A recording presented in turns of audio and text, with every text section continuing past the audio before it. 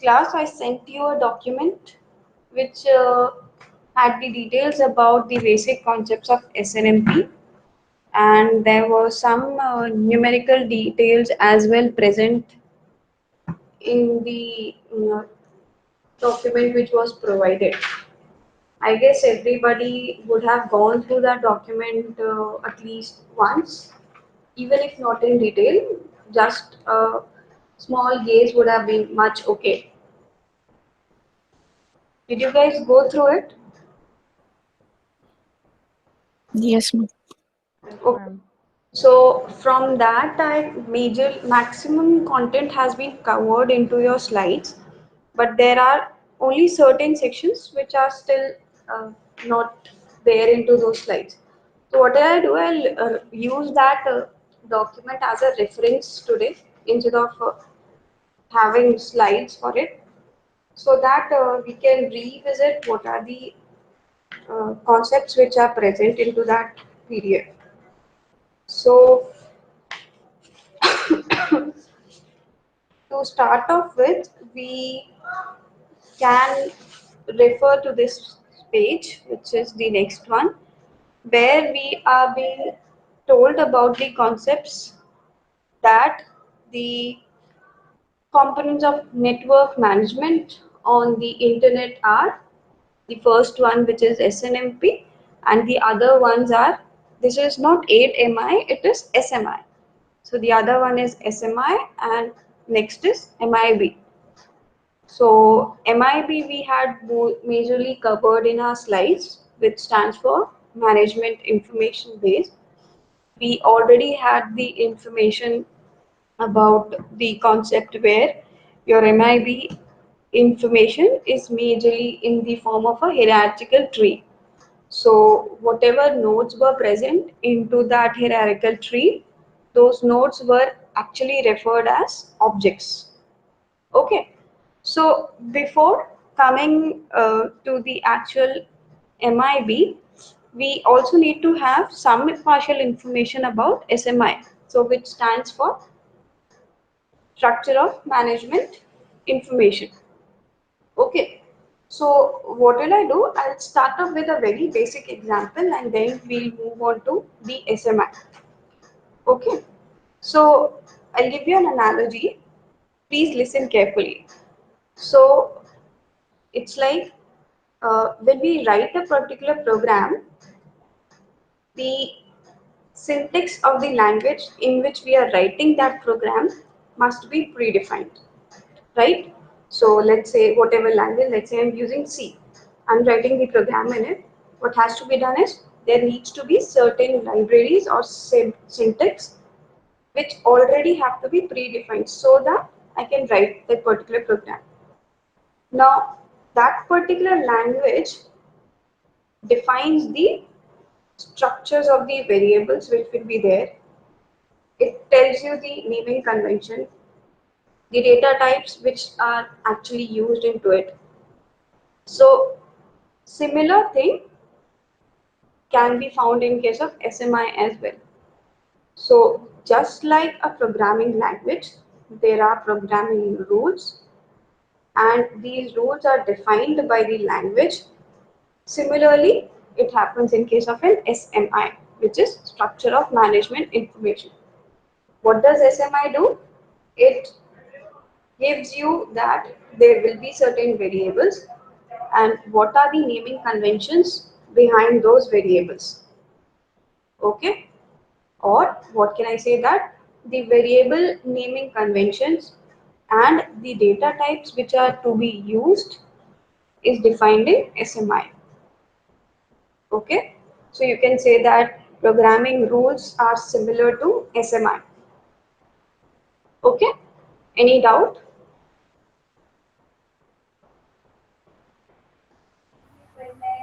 No, ma'am. कोई doubt है? I guess अभी किसी को डाउट नहीं होगा. Okay, I'll go ahead. Next is, when I already have those rules, what will I write? In every program written in some language, we will declare the variables, associate them with some data type. So this association of the variables with the particular data type or declaring them is done by the MIB. Okay. So if I write int x, then this association of variable x with the integer data type is referred as, or is the task which is done by MIB. Or in the background, x will be named as x and int will be a data type which would be there, is done by the SMI. Okay. Now when you are writing int x is equals to 3, this process is done by SNMP, because we already said that SNMP may you have manager and agent. The variables are, or the objects are assigned values using set operations or get operations on the basis of certain rules. That is actually saying that if I write int x is equals to 3, it would mean that this entire thing is done by SNMP. Okay, so what we can say, that after the declaration of variables, these statements are written which stores the values, read the values from the variables or any changes in the values of the variable. This entire job is done by SNMP. So we can say that this reads or writes or changes the values of the objects. Okay. So if I want to sum it up, we can say that the SMI specifies the rules for naming object. Okay. Here, what are the resources for which the naming convention is being done? Your resources can be a router. Okay. So your router can have multiple attributes with specific values into it. So instead of using the word attribute in case of network management scenario, we refer those attributes of routers as the objects and their values. So whenever any data packet or any uh, data section of the packet is present, it would contain the object and the value pairs. Clear? So it's like you have a packet. Into that packet which is belonging to a particular router, you will have a data section as well. That data section would contain the attributes जो उस router को define करते हैं या फिर उसकी status information को denote करते हैं. So those uh, objects and the values corresponding to their is actually part of your SMI. Okay, so the SMI at the first, what does it does? First function is that it names the objects. It defines what are the different types of data which will be considered. The third thing, what it does is, I'll move on to this. So the third thing, what it does is that it also shows how to encode that data for transmission over the network, because the encoding is majorly done by the SMI.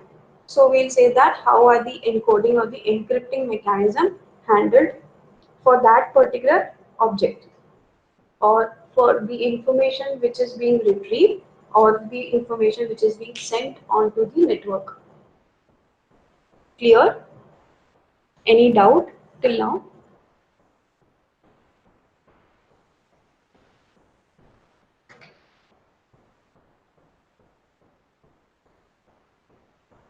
Okay. So what we said that, I said that the rules for naming the object are being decided by SMI. Okay. However, the SMI doesn't tell anything about how many objects will be there for a particular resource or which type of object is used by which type of data type. Clear? So we are not mapping a particular data type to a particular object. in case of an SMI. That is done on the basis of MIV. Okay, so we'll not say that the how many number of objects. Let's say I said that X is a particular object. So how many times can I use X, or how many different variables can be there which are similar to X? That count will not be determined by SMI. Okay, so we said that there are naming conventions defined by SMI. Sikandar जी मेरी class चल रही है कुछ है क्या काम हाँ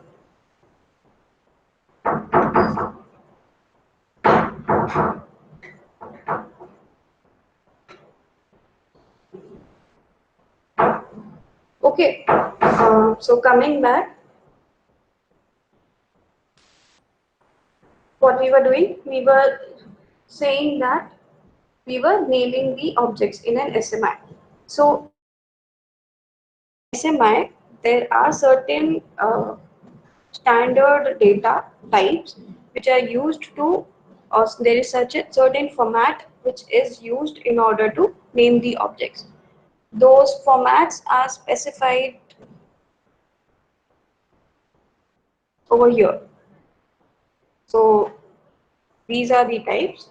So whenever we are saying that we need to name a particular object, to name objects and to define different types of data, the ASN.1 which is abstract system notification is used.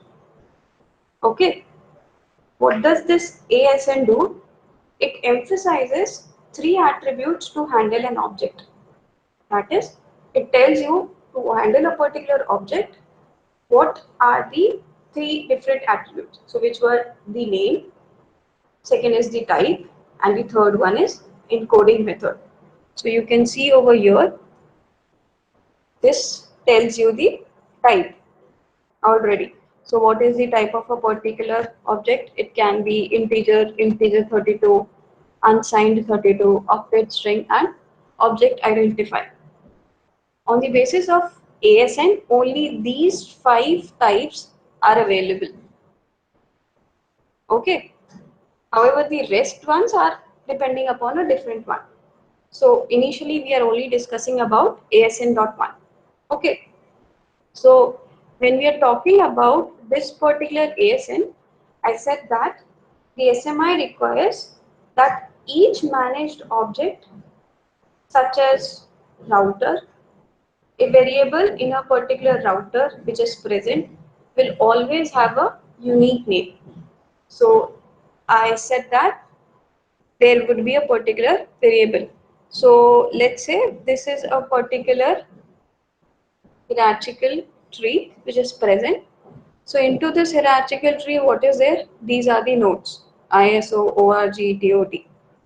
Okay, let's say this ISO is an object here. So this ISO is corresponding to a particular router information. Or if I would like to make it easier for you to understand, I can say that you have one link which says about this internet. Here there is one more link which talks about ICMP or IP packets. So those variables are ICMP or IP, these are referred as objects.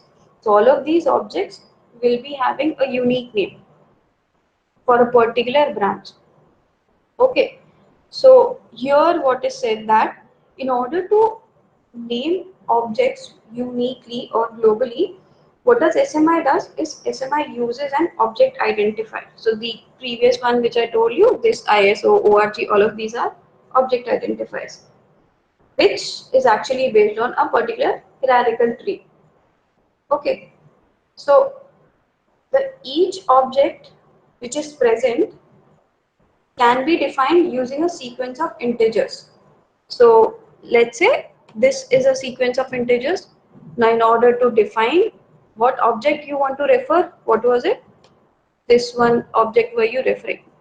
So each object here This can be defined using a sequence of integers which is separated by the dots. And this is the dot operations which is actually used in the SNMP. Okay, I hope it is clear. Any doubt till now? I'll repeat if you have any doubt, or if I should move on in a very slow speed.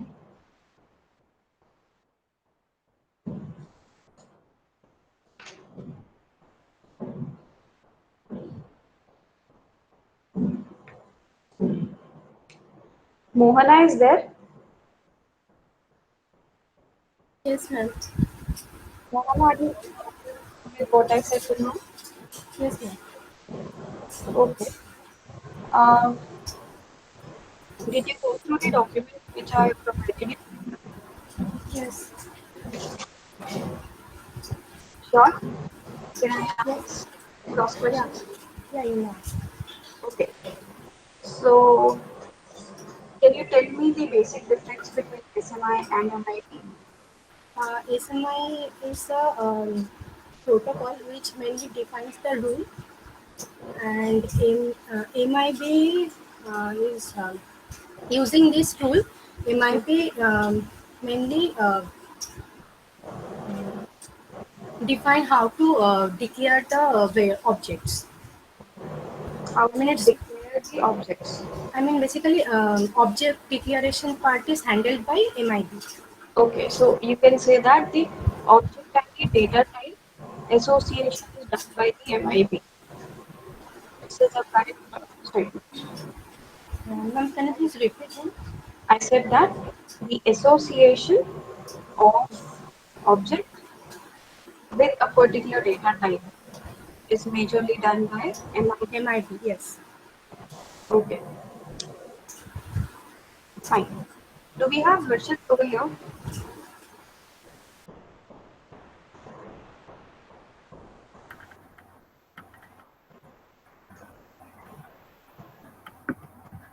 Harshit? No. Hello? Is Harshit present? Yes. Okay. Harshit, I told you one method, one more function of SMI, which says that it tells you how to encode data for transmission over the network. Clear?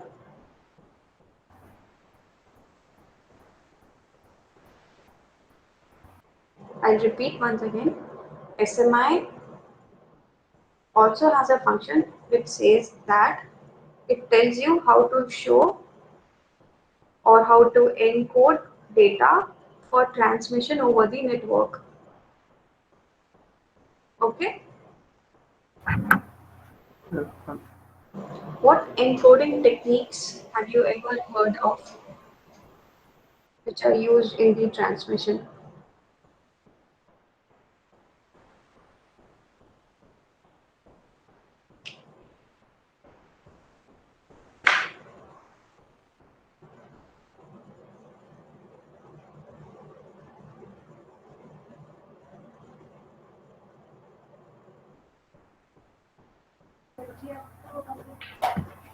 Do you know any encoding techniques which are used?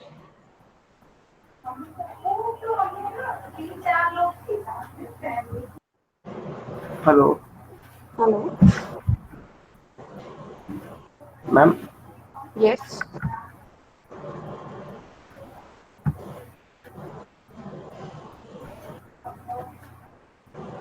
Next, do we have Tanvi?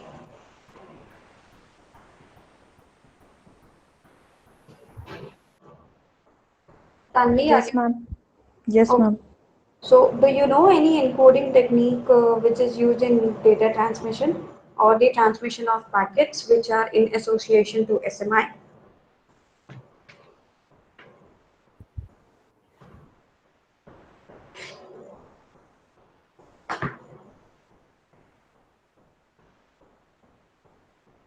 No, ma'am.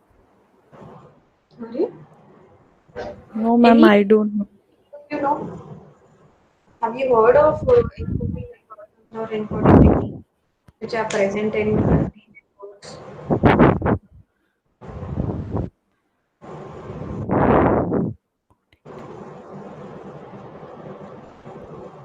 Nidhi, are you there? Okay. Can you tell me the answer?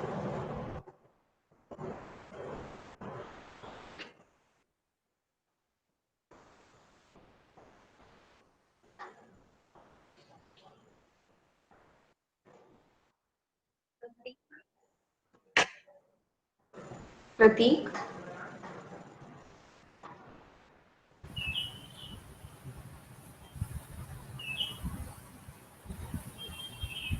Prateek, are you there? Yeah, yeah, yes, ma'am, yes. Hmm. Do you know the answer? And we are using a tree, no? Tree which used for encoding. How is tree related to encoding? I'm only asking in data transmission में कौन सी encoding techniques use होती Oh, अच्छा, Huffman coding. है? Okay. Any other? Uh,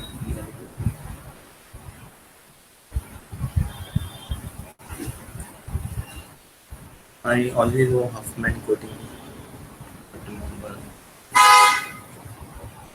What signal? The data transmission normally happens in the form of what? How is data transmitted from one end to the other end? Yes, ma'am. Can you repeat what you have said? I said that how is data transmitted from one end to the other end? Tell me Uh, what is data encoding? Okay, tell me what is data encoding. Basically, we encode the data in the form of 0 and 1 bits. That's we encode it, and for the about the transmission, first the connection is established to TCP layer. Because that Then happens only in case of TCP. I'm only talking about normal transmission.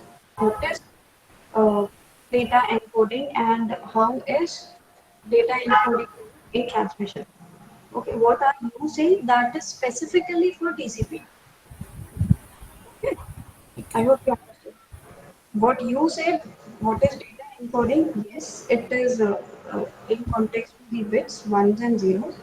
But actually, what we should have said is that here we are talking about different patterns of voltage or current levels. Okay, so we normally say that the digital signals are being transferred into the transmission link. Okay, so the conversion of various patterns of voltage or current levels is the process which is referred as data encoding. Okay, what are the techniques of data encoding? That would depend upon signals. Okay, so also it would also depend upon the type of data conversion which we are talking about. So we can have analog data to analog signals. We can have analog data to digital signals. We can have digital data to analog signals. We can also have digital data to digital signals. So these are the permutations of digital data, analog data, and digital signals and analog signals. Okay, so there are various modulation techniques. There are various, let's say, amplitude shifting techniques. These are the basic techniques which are used for data encoding in case of transmission. Here, we have various encoding techniques which are related to blocks of the data. We have uh, encoding techniques referred as mm, which is based upon the binary to T encoding. Let's say we have 8B60 encoding. So these are the encoding techniques which are used for data transmission. Okay, so you would have heard about amplitude modulation, frequency modulation, phase modulation. All of these are required in case of data transmission and certain encoding mechanisms are required. Okay, So coming back to the SMI, what do we say is, I said that the SMI basically is concerned with two fundamentals, which is ASN.1 and the other one is, which one? The first one is ASN.1. The next one is, you guys have read now. The next one is actually defined by the SMI. So these are the standard things, ASN1, which are used, and the other ones are defined by the SMI. So here what does it say is, the SMI defines two types of type, which is basically referred as simple and the other one is structured. So the simple ones are actually referred as the atomic type. So integer 32, these can be referred as simple.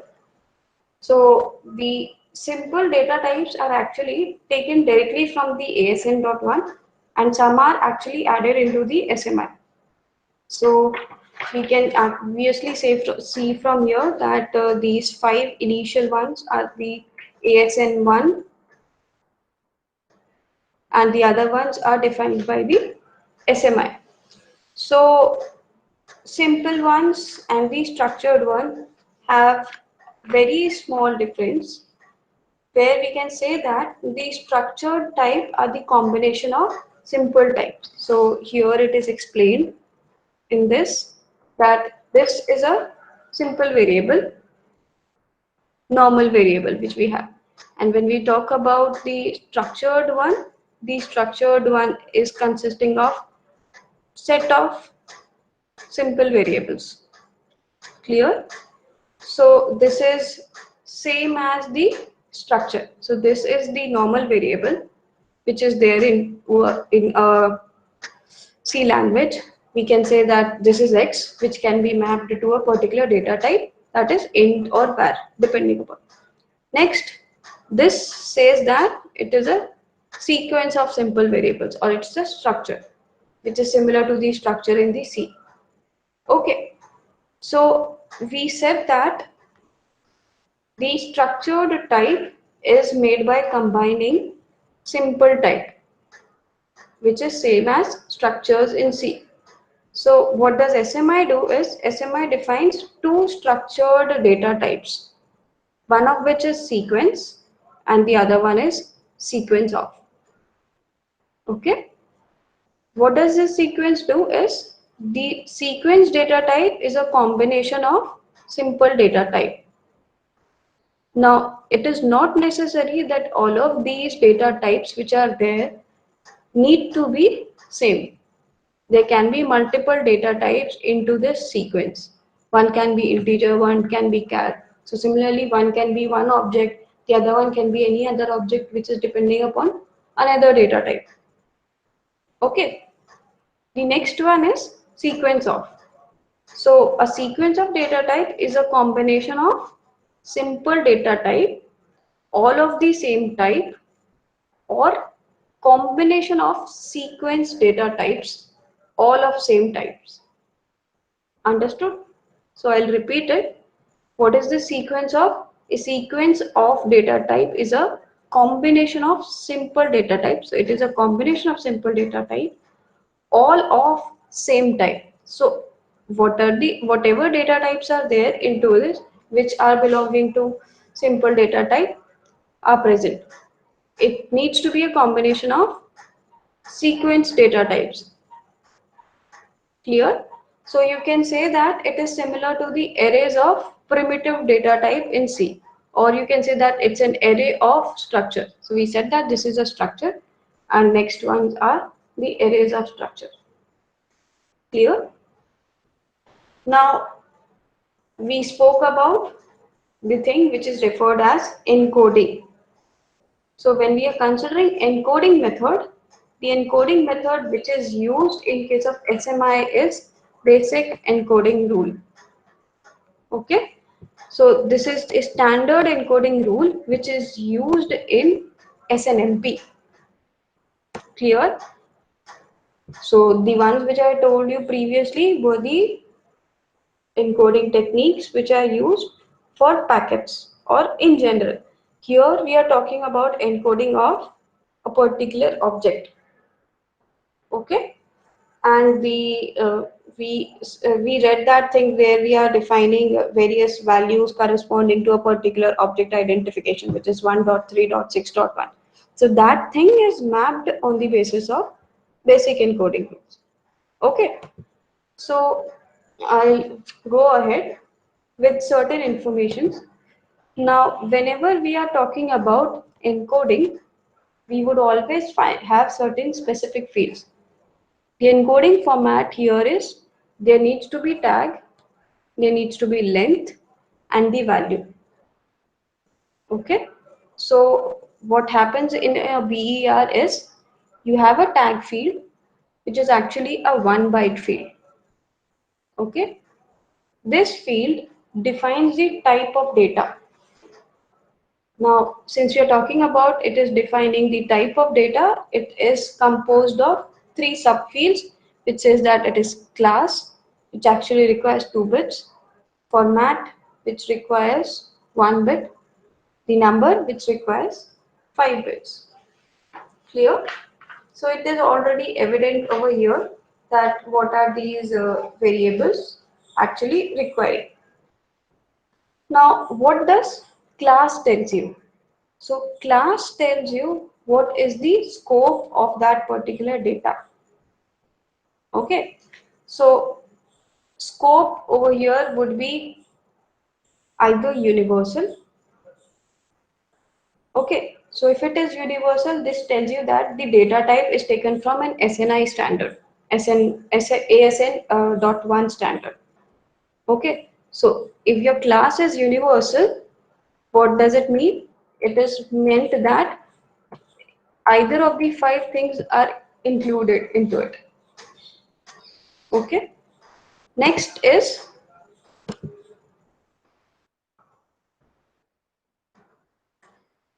okay, so one of the class has been discussed.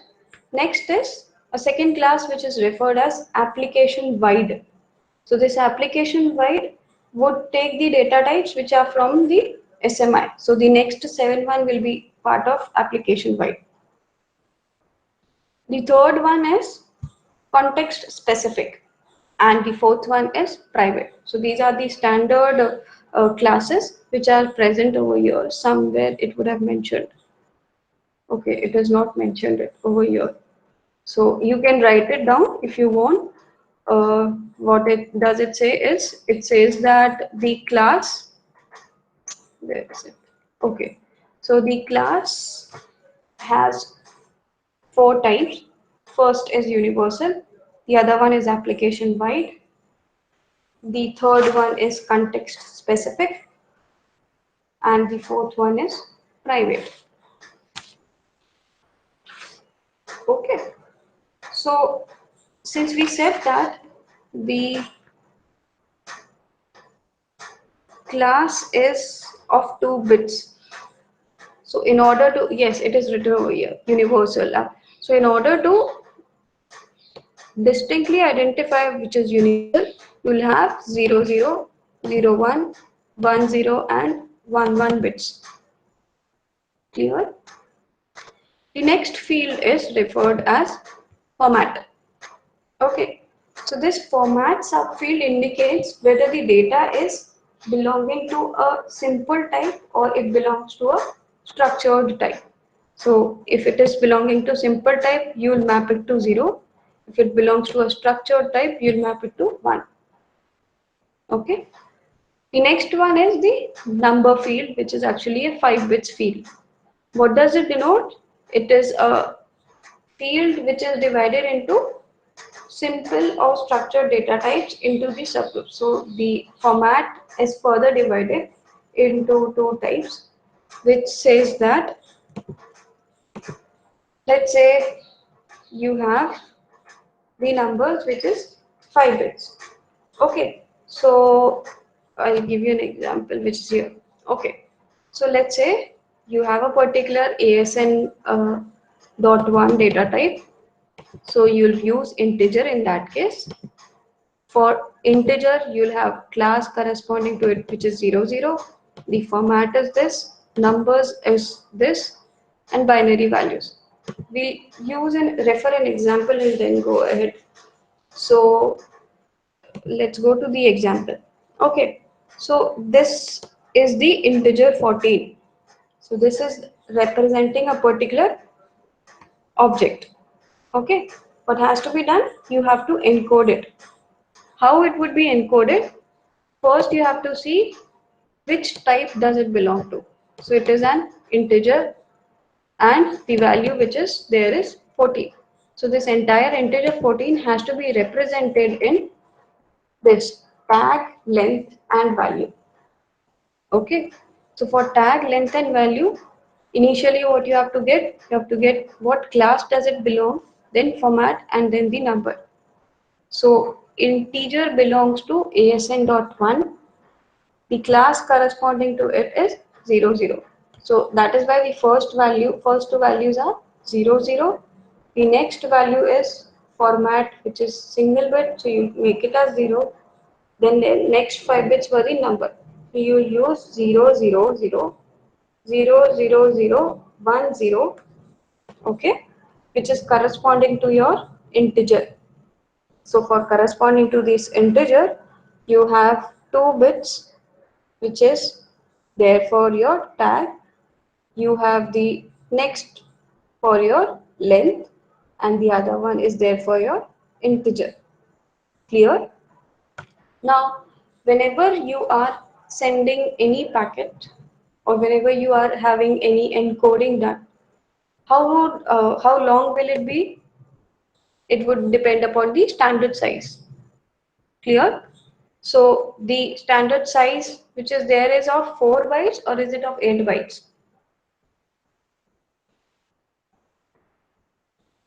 Hmm?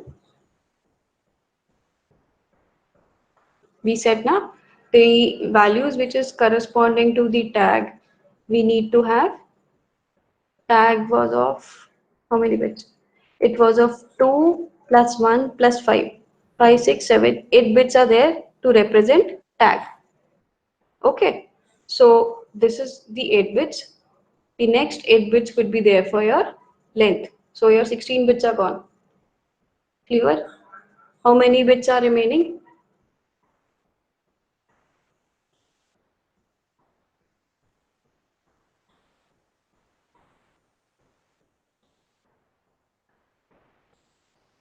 Will it be a 4 byte data or will it be a 8 byte data? You would have gone through the values now. Your integer 32 is taking or integer is taking 4 bytes. Okay. So 4 bytes is how many number of bits? 32. 32. 32. Among that 32, your 8 and 8, 16 bits are gone. Clear? Okay. Then, where is it? Oh. So for your tag, what value does it have? 0, 0, 0, 0. So initial 6 bits are all 0 and then you have 1, 0. Okay. I'll map it again. So 1, 2, 3, 4, 5, 6. These are your 6 zeros. Then you have 1, 0. Clear? Okay. Next one we were talking about length. Since your length of the integer is 4 bytes. So you will write 4 bytes in binary. Clear? Okay. Next, what is there? You have the number 14 which has to be encoded. Okay. Now go back to the section which talks about value. What does it say? The value field codes the value of the data according to the rules defined in BER. Okay.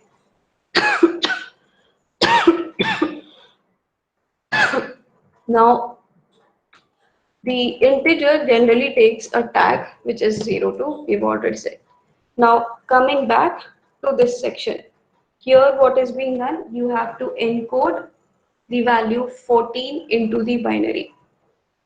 Here, in how many bits will you encode it?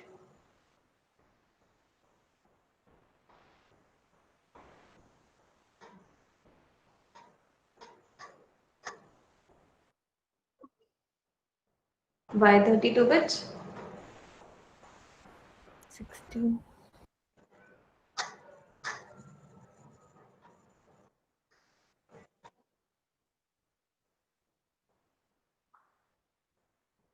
Yes.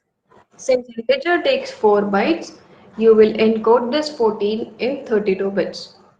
Okay, so even if it is said that the value which has to be done is integer, the 4 bytes field is for your length. So here already it is saying that integer is 4 bytes. Whatever value you will now insert it will be stored in 4 bytes, which is 32 bits. So here when you are storing 32 bits, your 14 will be encoded as 1110 and the remaining bits will be 0. Clear? See the next example once again. The next is you need to encode octet string in and high. Go back and find out what is octet string type. So your octet string is having this. So it is of ASN.1 type. Okay. So the first so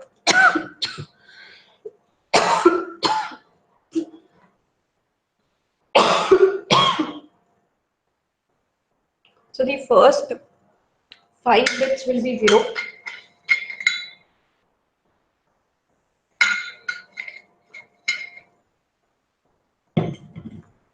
followed by 100. So here it is, first 5 bits is 0, followed by 100. Okay. Next, you have to find out the length of that particular octet string. So the length field is here. Octet string, it's a variable. Okay. And byte string up to 65,535 bytes long. Clear? So you can have the length of any size. Generally, when we are talking about variable length, we will normally consider the characters which are there into it. So it would have there are two characters present. Therefore, it would require 2 bytes, 1 byte for a particular character. Okay. So you'll encode 2 into this form. Next is you have to encode H and I in 1 byte each.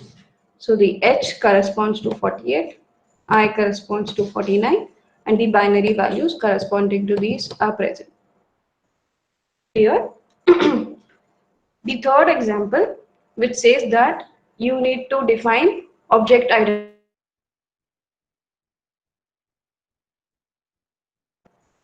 Okay, check object identifier. What category does it belong to? So this belongs to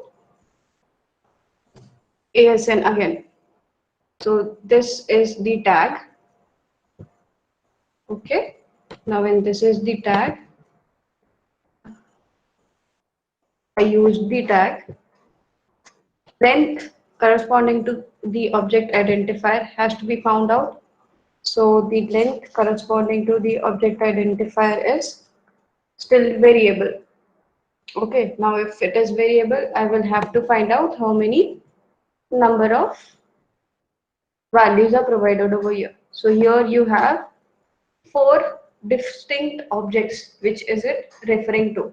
So that is why it would require 4 bytes, one for each. Next is you will encode this value, which is 1, 3, 6, and 1 in the binary. So this entire 1.3.6.1 will be represented. Clear? So what can you do is, if you want to write an entire string, you could write it 6.4.1.3.6.1 as well. Clear? The other examples can be checked by you. I think that I do not need to go through them. Okay, we'll go ahead with this in our next class. Any doubt?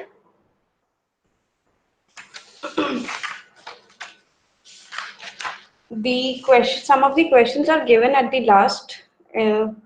Please go through those questions first. Once you are done with this, I guess the question section I've missed. Okay, I'll send you those questions as well into this particular file, and then you can practice those questions, and we can discuss them in our class as well. Okay. Any doubt in today's class? Okay, so we'll go ahead with this in on next class, which is there on Tuesday. So by Tuesday, I want everybody of to go through whatever has been given you till now, so that I'll send certain questions to you in the next week. You can do them and upload your answers by the weekend. Okay. And regarding the previous assignments, I'll also correct it and upload it by the next week.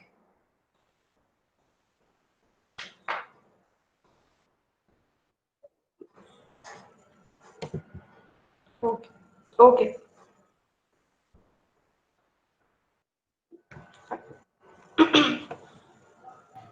Thank you, ma'am. Thank you, ma'am.